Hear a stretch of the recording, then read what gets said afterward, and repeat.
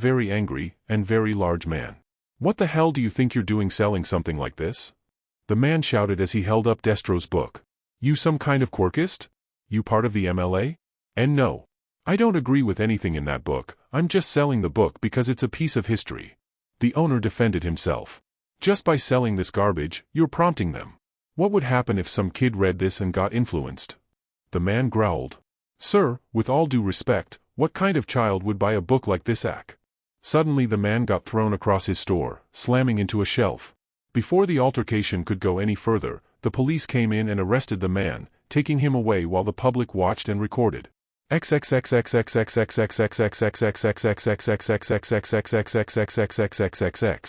Toya and Natsuo entered their house. The younger of the two scowled, while the older one looked just as pissed off. "Sit down," Natsuo ordered, grabbing Toya by the arm and practically tossing him onto the couch. "Care to tell me why you were suspended for starting another fight?" Some kid wanted to run his mouth, saying that Dad only became number one because All Might retired and that those stupid robots are better heroes than him. Toya growled. Well, that kid was right, Natsuo thought. Fucking hell Toya, how the hell do you expect to get into a hero school when you keep pulling this crap? Heroes are supposed to fight assholes, aren't they? I'm just getting a head start. Toya scoffed. And when am I seeing Dad? Again with this? I told you Dad's busy. Toya lied. In truth, he hadn't really made an effort to contact Endeavor, and was actively ignoring his calls.